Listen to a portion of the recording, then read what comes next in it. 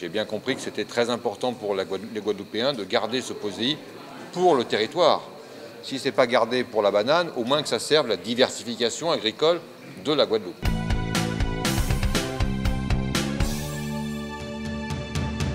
Je suis très heureux d'être venu rapidement, ça fait 15 jours, vous le savez que je suis dans le territoire, mais je voulais rapidement aller rencontrer, avoir un premier contact avec les agriculteurs, en l'occurrence les producteurs de bananes.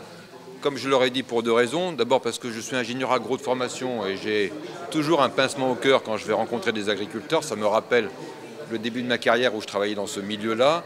Et puis j'ai bien compris, j'avais été alerté, même avant d'arriver, sur l'urgence de la négociation du POSEI avec une enveloppe de 2 millions demandée par la Martinique pour diversifier l'agriculture martiniquaise, mais qui serait prise sur le POSEI banane, en particulier, en partie sur l'enveloppe, entre guillemets, destinée à la Guadeloupe. Vous savez qu'à Pessia-Bello, c'est plus de 60% de la production de bananes sur tout le territoire. Donc il est aussi pour nous indispensable de pouvoir faire entendre les doléances de nos producteurs. Aujourd'hui attaquer dans le cadre de la redistribution du POSEI. Ce n'est pas une volonté que de se mettre en opposition avec l'île Sœur de la Martinique, mais c'est vraiment de rappeler aujourd'hui que nous sommes en quête de financement complémentaire pour pouvoir déjà nous assurer que nos agriculteurs puissent vivre de leur production, que nous puissions aussi accompagner à l'installation de jeunes agriculteurs et au-delà de ça, créer les conditions d'un système vertueux permettant autant d'autoconsommation sur notre territoire, mais aussi l'exportation d'une production qui ne soit que plus de qualité. Il nous a écoutés, je pense qu'il nous a bien écoutés, donc il a bien pris les doléances de notre problématique, qui est la menace de l'aide POSEI. Donc d'ici la semaine prochaine, il se rendra en métropole. Je pense qu'il fera bon usage avec toutes les doléances de nos différentes problématiques. Ça me fait plaisir qu'ils viennent sur le terrain voir les problématiques que nous rencontrons au niveau agricole.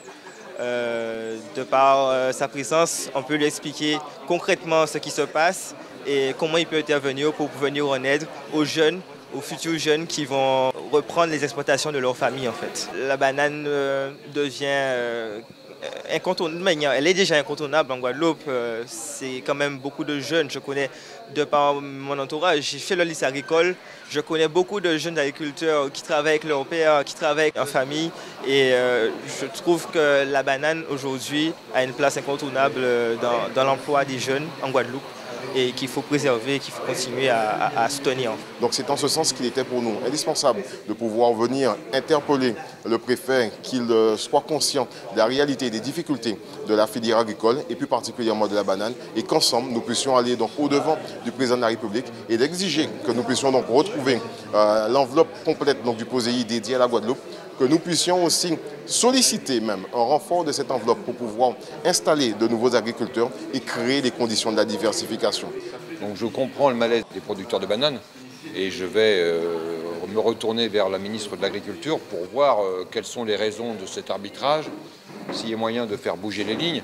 J'ai bien compris que c'était très important pour les Guadeloupéens de garder ce POSEI pour le territoire. Si ce n'est pas gardé pour la banane, au moins que ça serve la diversification agricole de la Guadeloupe. Nous ne pouvons nous satisfaire que ce soit toujours dans cette enveloppe contrainte qui depuis des années n'a pas évolué, que nous nous retrouvions et qui en réalité ne permet pas à nos agriculteurs de pouvoir répondre à l'ensemble des coûts aujourd'hui d'une filière qui ne cesse d'évoluer en termes de contraintes sur le caractère bio de la production, sur les maladies telles que la sarcosporiose qui touchent les exploitations et qu'en gros il faut que nous puissions défendre la production agricole guadeloupéenne. En fait, on est tous invités, un certain nombre de personnalités politiques de ce territoire, de tous les Outre-mer. Nous sommes invités la semaine prochaine à Paris. Ça sera pas pour ça, mais je pense que ça sera l'occasion de parler de ça avec les membres du gouvernement.